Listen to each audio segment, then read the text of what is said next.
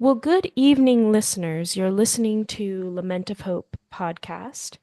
And as you know, I'm always so happy and encouraged to connect with people in different states around the world with different stories. And I came across Janelle Kujawa, came across her business that she started, a skincare business.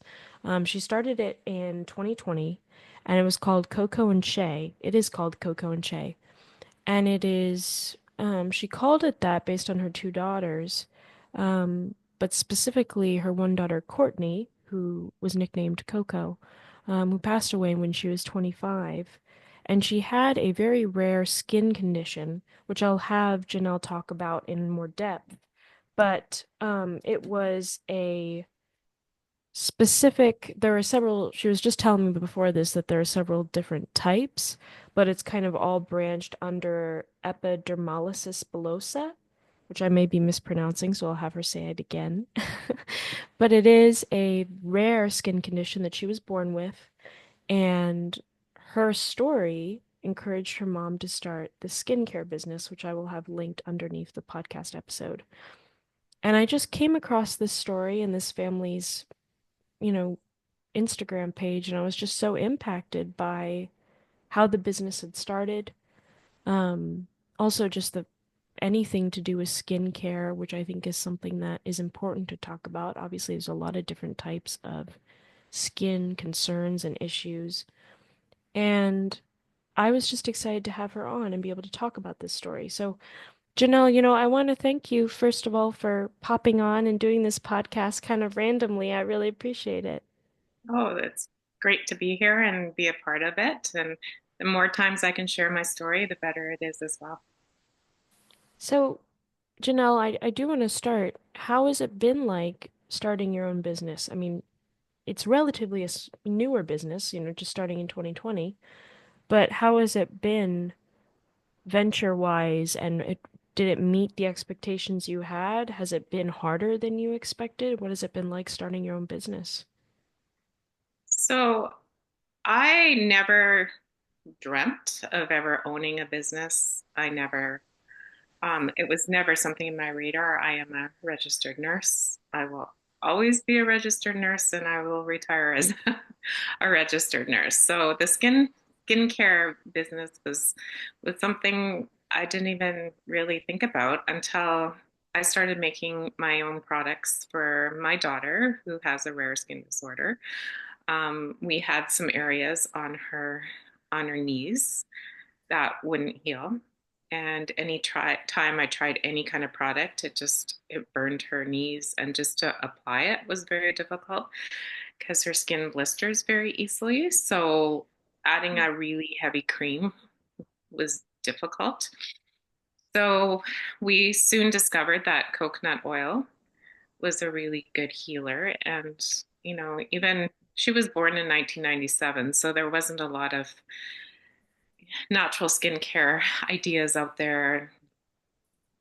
Internet was very limited, so we only had skincare products. Really, it's just started when we started being able to in like 2018 when Amazon started coming out with more and more different products. It's pretty amazing how it started very late on in her lifetime, this natural skincare. So, but coconut oil was I heard was great, but it was actually applying the coconut oil that was difficult. So I found that you could get it's called fractionated coconut oil.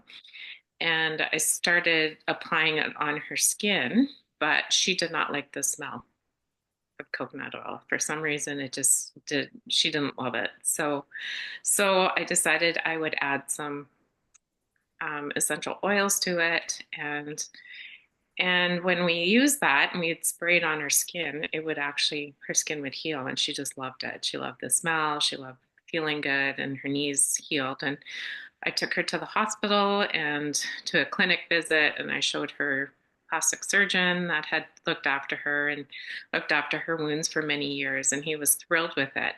But the smell actually attracted a crowd, the scent of it, and people just was like, "Oh, what's that smell? I want some." So I started making it for them, and pretty soon it was a business came out of that. Um, in British Columbia, Canada, where we live, it's pretty easy to start a skincare business. You have to register your products, but that's about all. And then COVID hit in 2020, so people were home all the time on their computers, and we started making hand sanitizer, and it kind of started taking off. People bought hand sanitizer, and I did add in the coconut oil, and people loved it. It was it's a very competitive business. What we sell is not um, just like the greatest, for there's many other people who sell the same kind of products. So it was a matter of marketing and all that, which we haven't done a lot of, and that's okay because my priority was still my nursing and also looking after Kourtney. Yeah. But um, yeah, so and then 2 years later, she passed away. So now my mission is more to help people and babies with skincare, and also people going through the grieving process of just having a child with medical conditions and issues as well. So it's kind of turned a little bit, but my business is better than ever, actually, since I pivoted more into the grief, the medical families, rare diseases, and all that. More Yeah. people are interested, and so they're looking at our website and they're starting to buy more. So it's been pretty cool to see that shift away from the actual selling of the products. So Yeah. Well, I yeah. was I was gonna ask you because I mean, obviously, I think the story being so compelling, that's in itself your own marketing. Hmm. Um, I did want to ask though, going back to what you said earlier about how the coconut oil would help heal her skin. Yeah. Just for people who are listening, heal, you mean more in the sense of, I'm guessing, make it comfortable? Because she did pass away from the skin condition, right? Yeah, she did. So Okay. um so Kourtney skin blistered, and everybody who has a form of EB has some kind of blistering.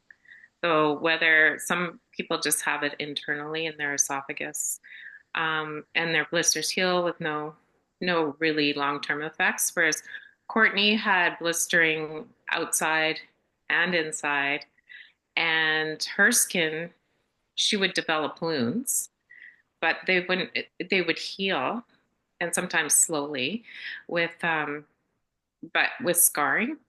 Okay. So, which also caused a form of skin cancer as well with her.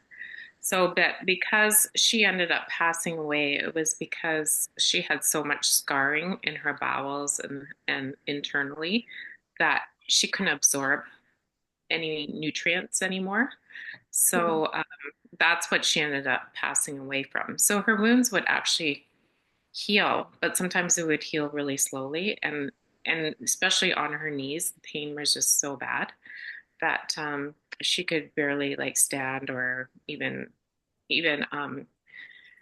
stretch out her legs sometimes at night. The pain was just so bad, and they would bleed through her bandages a lot of the time. So the coconut oil actually healed her knees and healed a lot of spots up that wouldn't heal for a long time. So, Hmm. So but yeah. what was an average day like for Courtney when she was um, alive and dealing with these blisters, which sound awful? Um, what was her average day like?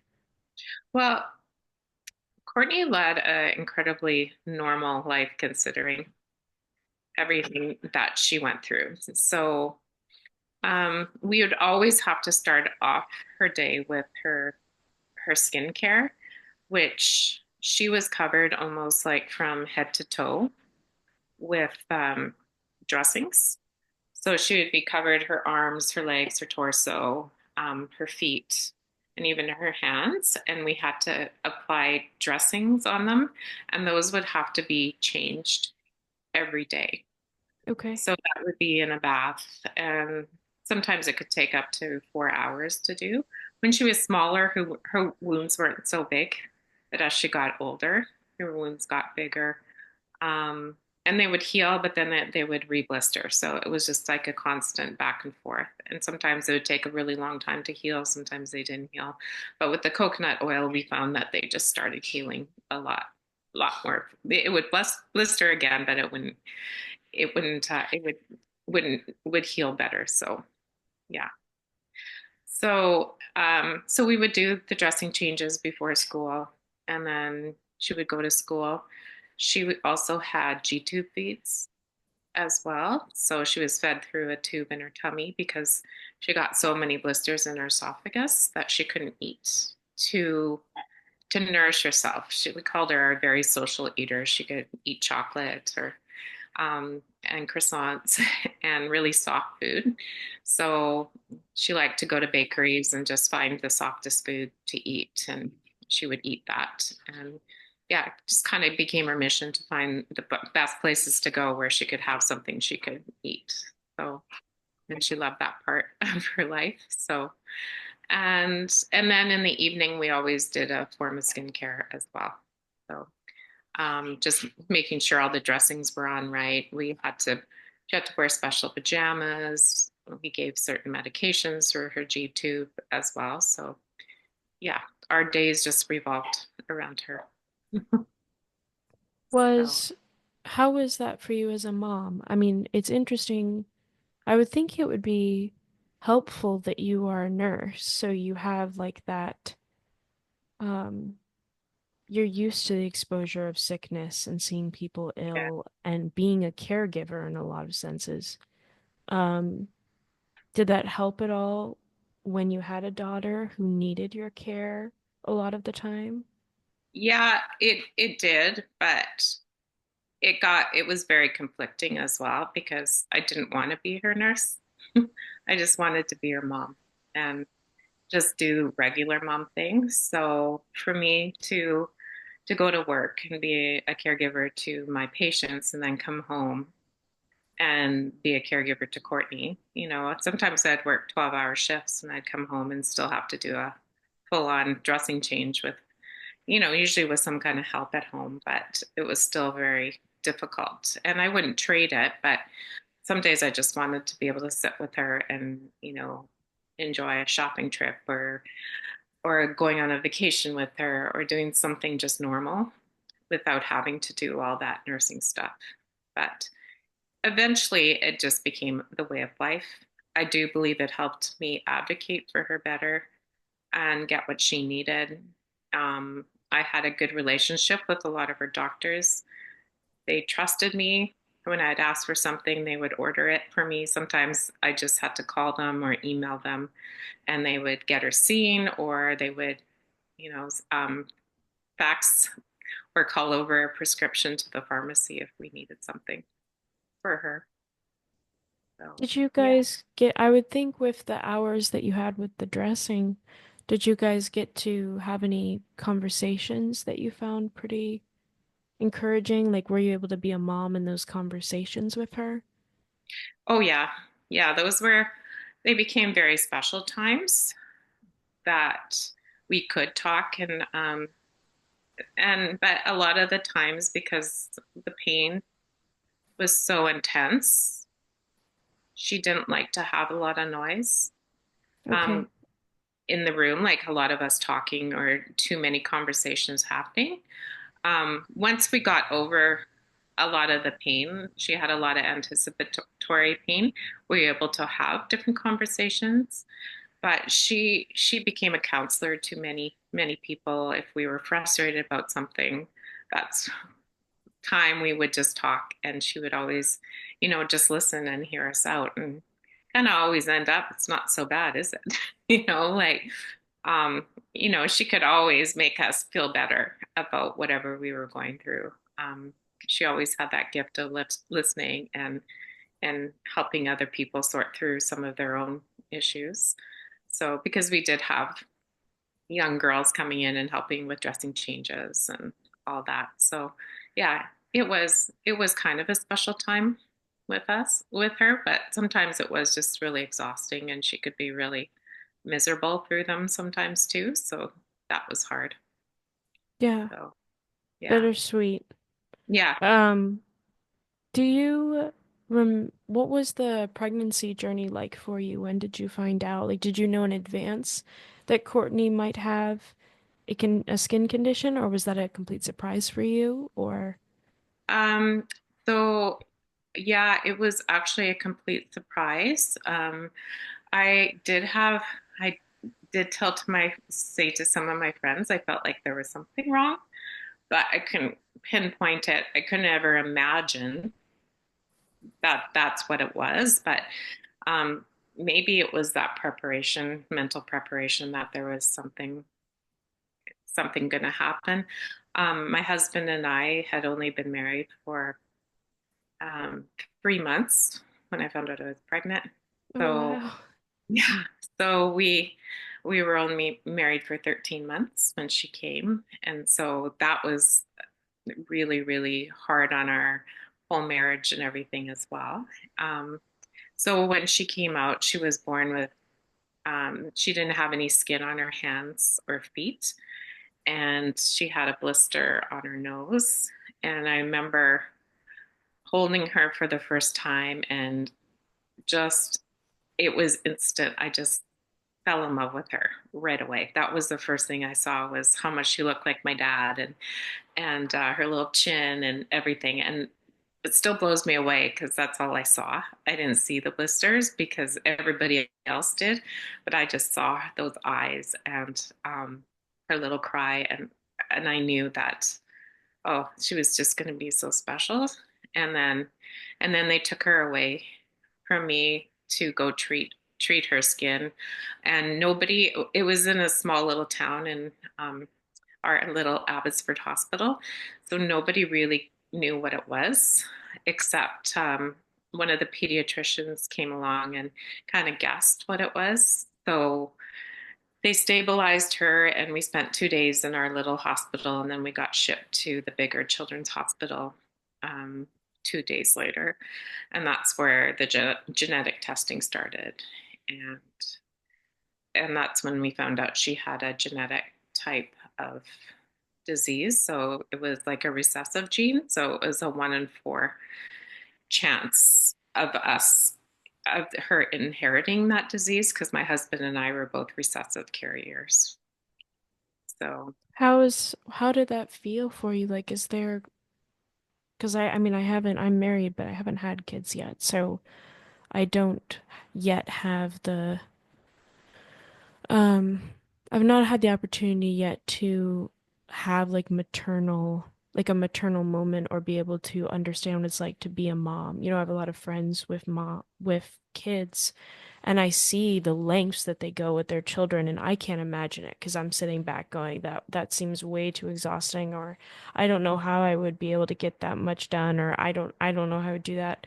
For you, was there being a mom and learning that about the genetic and the recessive gene, did you feel guilty about it, or was it more like, because obviously it's not your fault, but I just wondered, is that something that you experienced all, were feelings of guilt about that, or no, it was that's I never felt guilty because it was never something that I knew I could control. yeah. I just I felt devastated because I came from a family of 6 kids. My husband came from two children, and I wanted a big family. And as a nurse, I'd worked in a nursing home for many years, and I always saw how the big families took care of their loved ones in the nursing home, and I just wanted my kids to look after me in a nursing home. Like that Oh. was on my radar. So it was really hard because we didn't know if we were going to have any other kids or if they would ever be able to look after us if we did decide to have more children. So yeah, I felt very devastated that that I knew my child would probably never live that long. Yeah, we knew her life was going to be short, and Do that they was the hard part. do they tell you that up front? Or is it like, is that inevitable if you have this disease? Or Yeah, so back then, like in 1997, there was really know, we didn't have any computer access or internet access. So I did get some pages from a medical encyclopedia photocopied for me. And it said, usually lifespan is very, they live till they're like mid 20s. So that was right away what we saw, what we heard.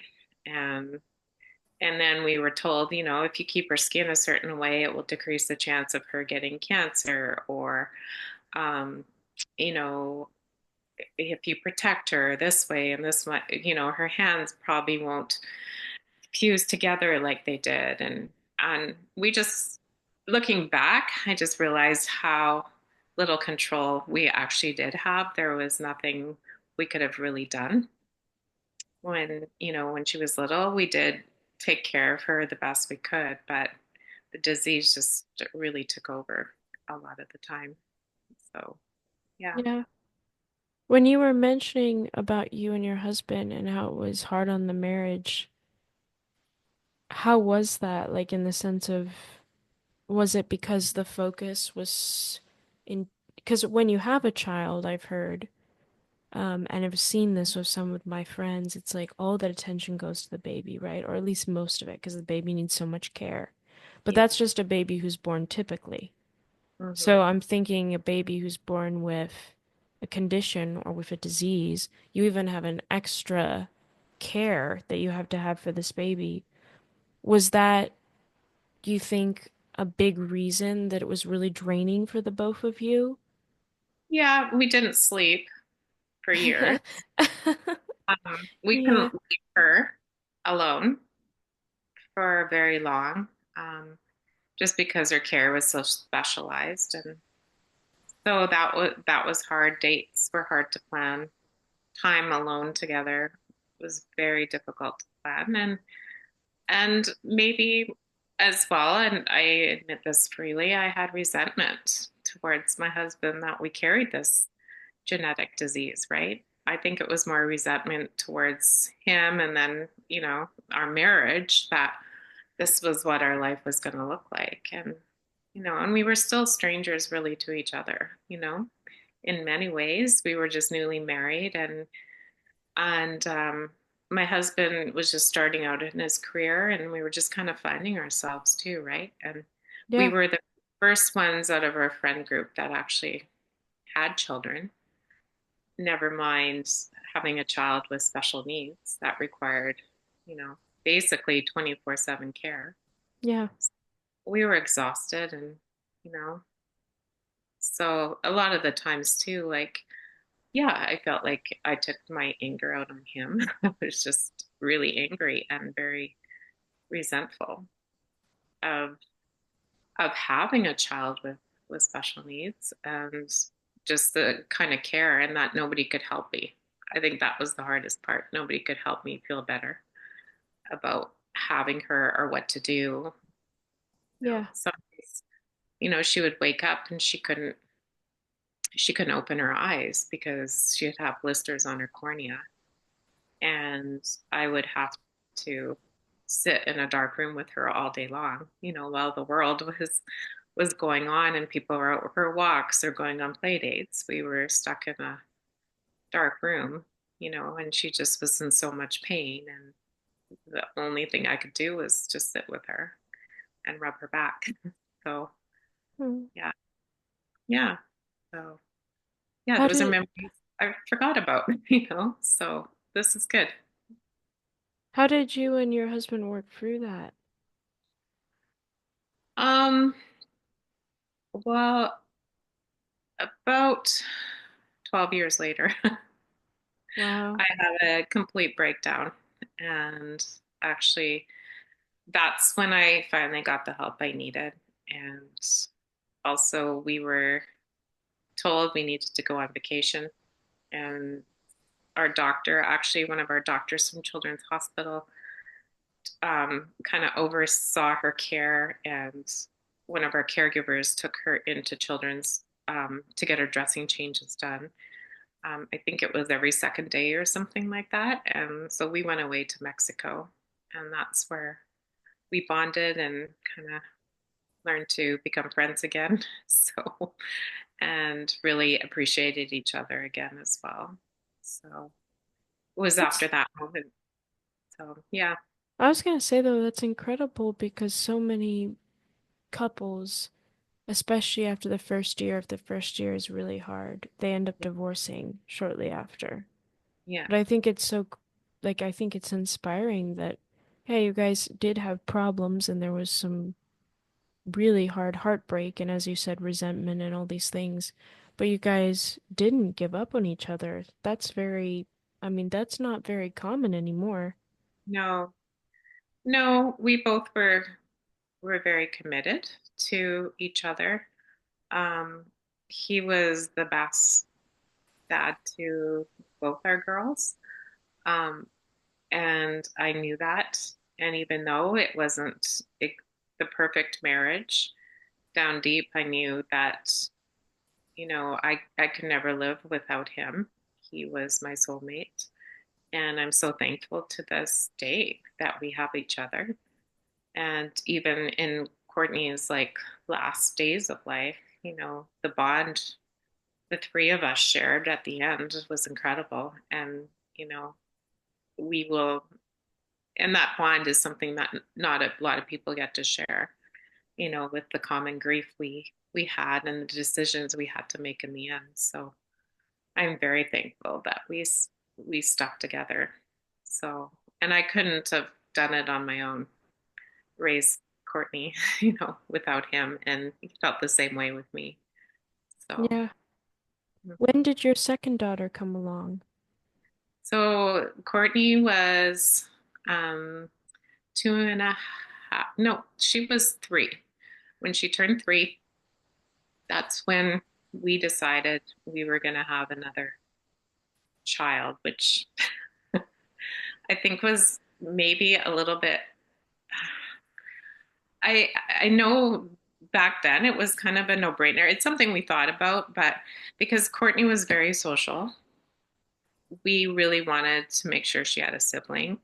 Um, Back then, the genetics were still fairly new to EB, so there wasn't a lot that could be done um, as far as like in vitro and all that things that can be done now. Um, and also, we just knew that if Kourtney had a sibling with EB, at least she would have someone that she could relate to, and we already knew what we were getting into, so we were going to take that risk.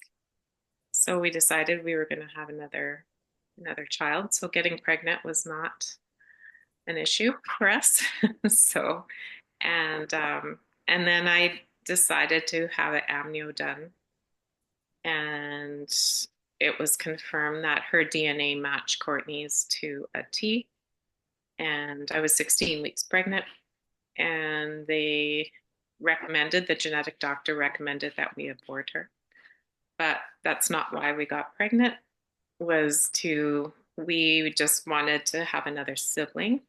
We also had a lot of faith that, you know, we would be carried through all this. And um, so it was a very difficult pregnancy.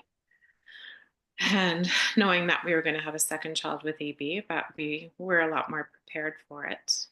And um, we were going to have her at the hospital in Vancouver, which is the big women's hospital, but we were treated so poorly because we Hmm. chose to keep our baby. Um, People were very upset at us. My husband heard a conversation from one of the doctors. She didn't realize he was listening, how we should have aborted our baby, and she wasn't. And she didn't think it was a great idea that we were moving forward, which I can understand that, but also we just loved Kourtney so much as well because there was even through the hard times she gave us a lot of light. She loved to sing, she loved to dance, and we Yeah. just looked at videos of her and how much joy she did bring us as well. So there was that as well. So and we would just know what to do better, and that's kind of what I felt. But when Shae was born, she came out, and if she she came out, if Kourtney came out the same way she would have, Kourtney would have been covered in blisters, but, or Shae would have been covered in blisters, but she was totally 100% free of EB. There was no signs of it. Oh, really? Wow. Yeah. Yeah. And the first thing that was said was, you must believe in God, because I'm not sure what has happened here, because our DNA testing was done in a specific lab in Philadelphia that dealt with EB specifically. So there was no, somebody either messed up, and her follow-up tests showed that it was all clear. She didn't have any signs of EB. We're not even sure if she's a carrier. So, um, How did that feel for you? Because I mean, you were probably expecting, okay, I'm going to have another child who will die young. So I'm yeah, going to have two children that I will outlive, most likely. I mean, because I can't even imagine that. I don't even know. I'm gonna be honest with you, like I'm looking at you and thinking you're so brave because I would like my control would kick in, my belief in my control, and I'd go no. I'm not gonna do this. Won't have any kids. I'm not gonna go through that pain. I'm not gonna go through the suffering. I don't care. yeah, Um, But the fact that you were willing, you're like, we want her to have a sibling so she's not alone, one. And two, we're willing to take that risk again. And then hearing the genetic testing and you're thinking, this is all going to just be the same. mm, I mean, I can't imagine. And then having the baby come out and be completely typical. I mean, how yeah, did that, I mean, what, like, were you like, somebody give me, like, am I on medicine right now? Like, am I seeing this for real? That must have been incredibly shocking. I mean, the best way, but yeah. It took me many weeks, many days to really be convinced of it. And I kept rubbing her skin. Even in the hospital, I had my hospital band on, and I kept rubbing her skin with it, because Kourtney's skin would blister even if I touched her when she was first born. So that's how sensitive she was. So yeah, and yeah, it was actually like if somebody had told me you won $1 million in a lottery, it wouldn't have even felt that good. Like I was on a high for many years after that. Like it was incredible to know that I had this perfectly healthy baby. Yeah, it was crazy. We were in shock. So, but in a way, almost a little bit sad too, because Kourtney still was afflicted with it. She still had the same condition. Her condition didn't change. And I did think it also made us maybe, yeah, more aware of it, maybe almost felt a little bit more sorry for Kourtney. Because Kourtney started realizing, well, her sister is doing this normally and doing this. And, why is her hair growing when Kourtney didn't have thick hair? Like little things like that, typical sister things. But I always reminded Kourtney she would always have a bigger brain. She would always be the older sister, and she would, can always outsmart her sister. And that was always her thing that always made her smile. And the two of them had the most amazing relationship. It was do you, pretty cool. do you think that I wanted to ask you, you mentioned God earlier.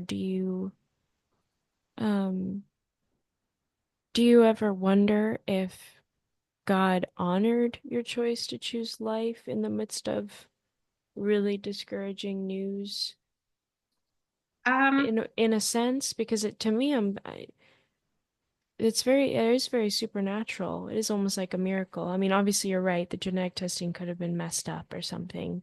Um, but I've heard of several couples who've had genetic testing that was very negative, and then mhm, they ended up having the child despite because like you said, it is pretty common even now for doctors to recommend an abortion if the child is going to suffer or not going to be well. Um, and several couples have chosen life and the child has been completely fine. yeah, I know. It's kind of scary. Yeah. But I don't think that God works that way. I really don't. I think God would have been faithful no matter what Yeah. um, the outcome would have been.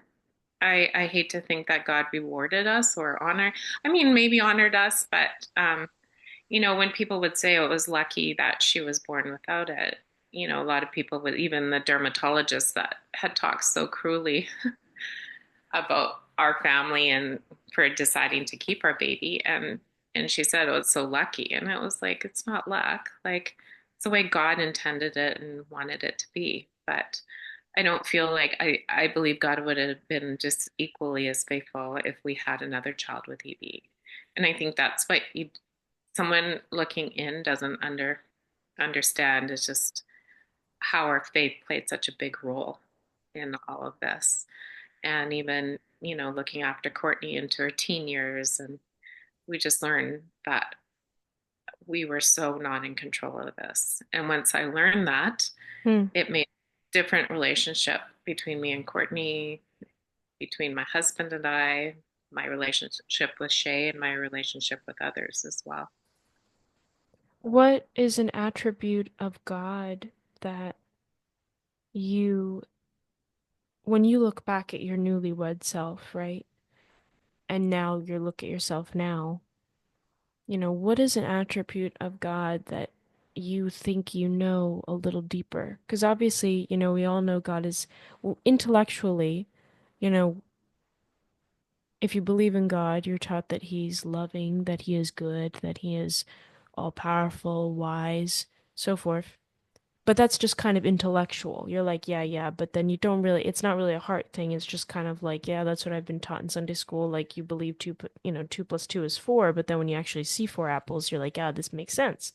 Um, for you, is there an attribute of God that as a newlywed you knew in your brain, but now you're like, I know this, like in my core, this is what I know to be true based on this experience that I've had with my children. Mhm. Well, I think for me, I grew up, in the 80s, late 90s. There was always that you had to almost, keep the golden rules, earn God's love. That's the way I felt. You know, um, if you sinned, you were forgiven, but there wasn't a lot of grace. And it was very like black and white, sin is sin, you know. Um, I learned more about that you don't have to earn God's love, that God loves you and in God's faithfulness, no matter what happens, what you do. God's always willing to take you back and hold you in his arms. And if you can absolutely put your trust and faith in God, things work out. I used to be a lot more worried about the house I lived in, the car I drove, what I looked like, and now it's more like I know God will be faithful no matter what happens, and I don't have to try to control that situation. And that's what I learned. Like you don't, and to try to control others too, right? I think we do try to, put on. Well, you have to if you obey.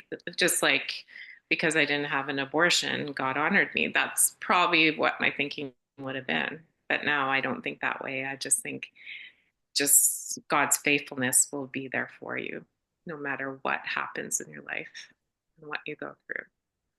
Well, you see it much more as a gift as opposed to something you earned. Yeah. Yeah, exactly. Yeah. Yeah. So, and I think, yeah, it's still what our Christian culture still needs to learn. No, I agree with you, and I think it's a prideful element that is really it's hard. Mm, It's easy to go unmissed because there are those scripture verses that talk about how the Lord will bless you for obeying him. But the yeah. expectation cannot be to follow so you can be blessed, but to Hmm. follow because you do love him and know that that is the right thing to do. Yeah. Um, I know you mentioned just a bit ago about how you and your husband and Shay really bonded over Kourtney's final days and the decisions you had to make. Um, for you as a mother, and I mean, obviously you have a strong faith. So that's going to play a huge role in this because I think if I asked a mom who didn't have a strong faith, she would have a very different answer. Yeah. But what was when your child, when her last breath was taken, like she was gone, Yeah. and like what was that like? Because I think I don't want to say blessed in necessarily, but I have never lost people in the sense of death Hmm. as I have more lost people in the sense of life circumstances or people just um whether it's dysfunction, whatever it is. So it's not the same sort of grief as like someone's gone Yeah. in that sense. So I have yet to experience that. I'm not looking forward to that. I know it's something that life will bring. Um, but what does that feel like for you as a mom when your daughter dies, like your child, when naturally the parent passes away before the kid? Yeah. Um, so I guess, it goes back to her early days. We always knew her life was going to be shorter. Um, and it's never something I ever would have. I mean, it's something I thought about. 10 years prior to that, we almost lost her. And there was a lot of things I didn't want to happen. I tried to control where she was. I didn't want her in our local hospital because I worked there. So I didn't want her to pass away in that hospital. So I was trying to do my best 10 years ago to get her out of there. So, and I was scared of death 10 years ago. I was scared of her dying because I felt like she still had a lot of life to live. And lo and behold, God brought the right people at the right time and really put their heads together and were able to help give her like the right things to get her like right pain meds and also nutrition to get her back on track. And she had the best 10 years of her life. But I think for me, I probably about 3 months before she passed away, I started really getting that sense. And I think a lot of people get that where they start preparing for someone to pass away. Um, Even somebody asked me why I was working full time, and I said because I don't know how much longer my daughter has left, and I have to get enough hours in to collect it was like employment insurance, and Yeah. little things like that I would say, and would just be looking at me like, and I'd just say it. I just don't know how much time she has left. And I could tell by her skin and by her increasing pain, her life was still full and beautiful. And there was no way that was even part of her radar.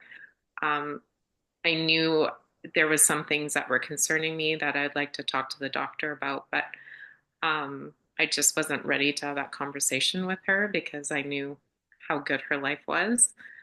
Um, she got very sick very quickly and ended up in our Abbotsford hospital, which I never thought, but I was so at peace because this time I knew I was more ready to accept it. Um, and it's just, yeah, it was just amazing the difference in that 10 years because she had her last 10 years. And I think God prepared me a lot more for it in that time and then prepared um, my husband for it as well. He knew it. And then my daughter Shae, who's also in the medical field, um, she knew as well that this was coming, and so um, I think being a little bit prepared is helpful, but it doesn't make it any easier. Um, but when we did a dressing change on her, and her skin was so bad because her body wasn't healing, we put her on some medication that was just going to kind of put her into a bit of a sleep state to do the dressing changes. And the potential side effect for sorry, one of those medications was to that she would go into a coma That was because, a potential side effect. yeah, that was a potential side effect. So, Okay. and so it just so happened that the three of us were there for that dressing change, and her skin was so bad. And And the medication, we kept the nurse kept giving it because we could not control the pain. And once the dressing change was over, we didn't realize, but she had actually had slipped into a coma and unresponsive. But we were also very almost relieved because the pain had been so intense in those last few days of her life before before she passed. Just to see her comfortable was so important to us. And but yeah, and then she spent 3 days just kind of in a coma, unresponsive, still breathing away. And so it gave us time to process it, not being able to talk to her, but being able to hug her and kiss her and still, feel her body and see her was good. But yeah, and then the final goodbye was really, really tough. And yeah, it's weird.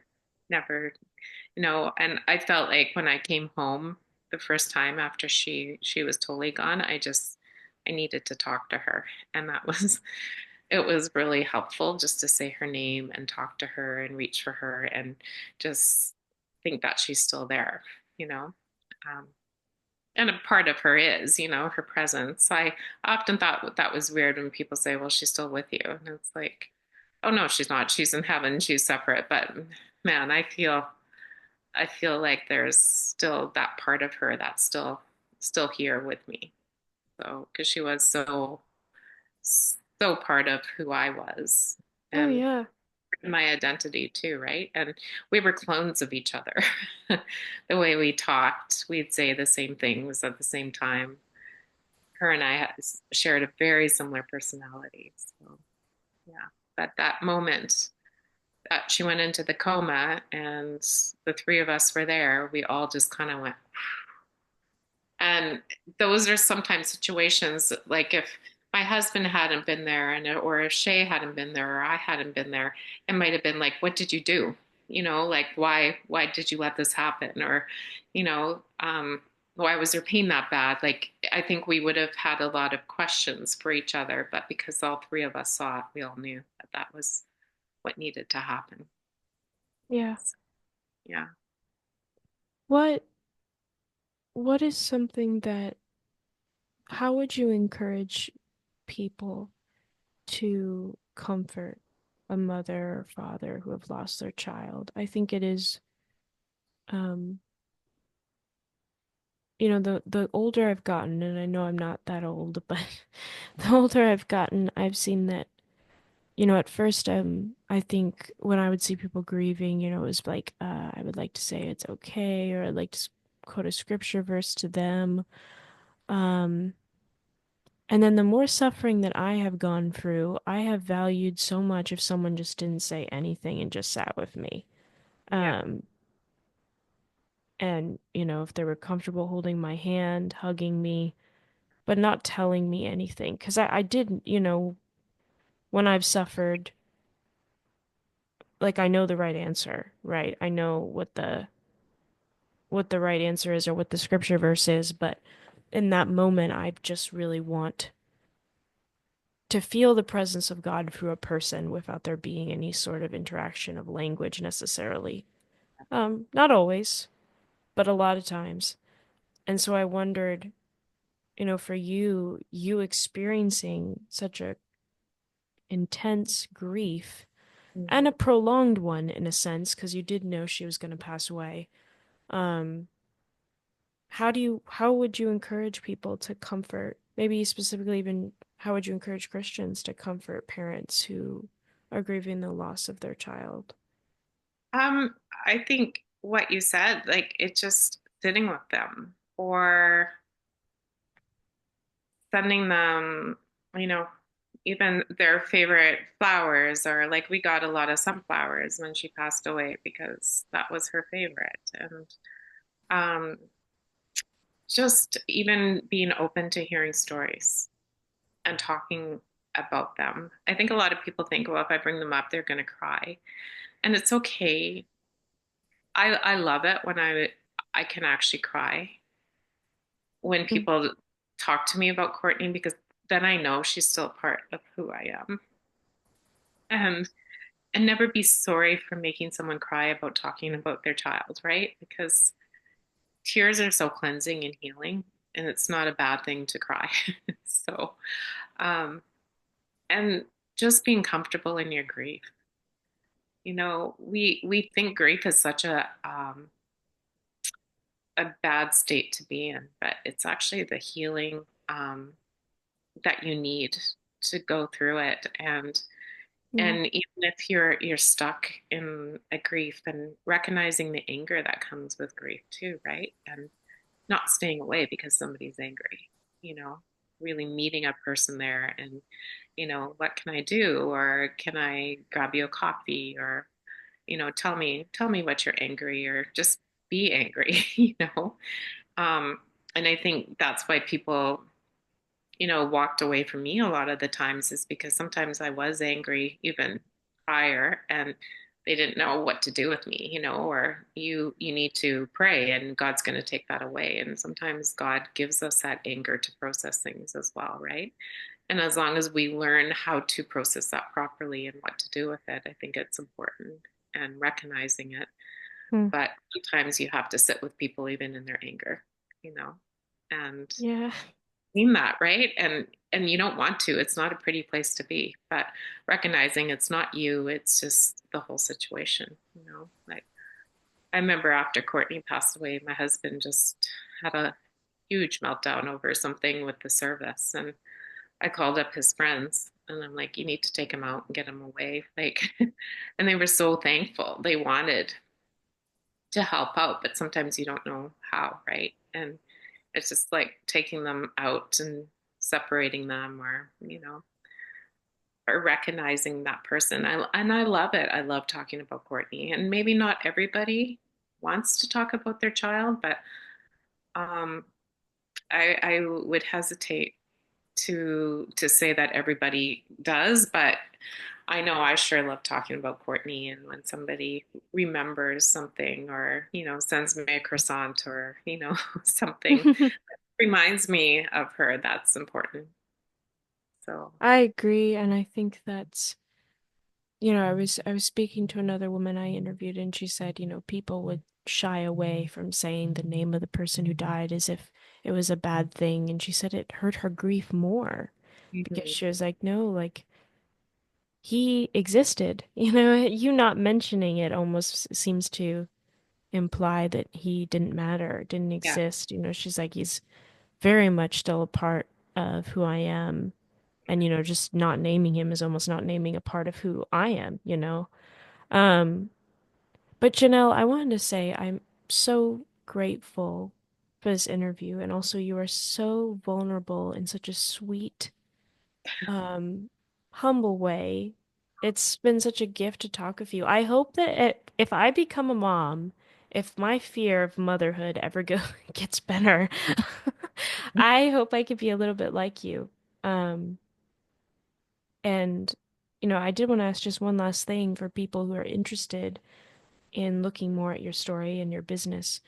Is there anything particular coming up wise, like an event or anything in particular website wise you would encourage people to check out if they would like to look at your products or more of your story? yeah. So actually, next week I will be attending a conference on rare diseases, for the Canadian conference. So there is a big organization called Rare Diseases, and it's global, but there's a Canadian branch as well. So I will be on a panel for advocating for rare diseases. So I'm hoping to branch out more in that direction, and anybody who has a child with a disability, or families who have had the same kind of diagnosis over the years that we have had, and what to do with that, I hope to support and encourage them along the way. That's where my passion is.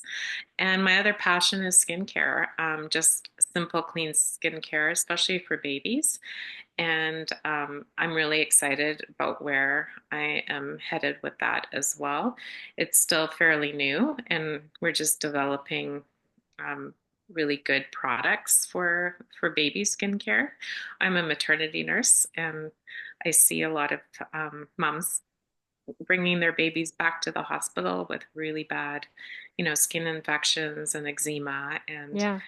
so we really need really good, clean baby skincare and a lot of good teaching about skincare, which would have been so helpful for me in the beginning as well, having a child with a skin disorder. But just in general, skincare is just something we have neglected to look at since really the 80s. There's been no changes to our baby skincare. So I'm very excited about kind of branching off a little bit. I have some people that are interested in helping me with that. So it's a big ordeal to take on. So yeah, I'm excited about that as well. I've had a really good positive feedback about our baby skincare line. So yeah, so that's exciting. So if you ever become pregnant, I know, I'll come to your website and get the skincare.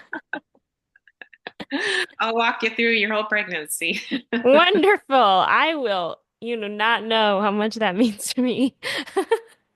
Well, Janelle, thank you so much. You're a gift. And again, for listeners, her website will be underneath the podcast. And please check it out. Even if you're not looking for skincare, there's a picture of her family on there as well as a short bio. They have an Instagram. There's a lot of things to check out that are very interesting. And of course, there's a way to contact Janelle as well through the website if you have any questions for her. So, Janelle, thank you so much. I really, really love talking with you. Well, thanks for having me. I appreciate it. You're Happy very Easter. welcome. Yes, happy belated Easter to you. All right. Thank you. Bye. Bye.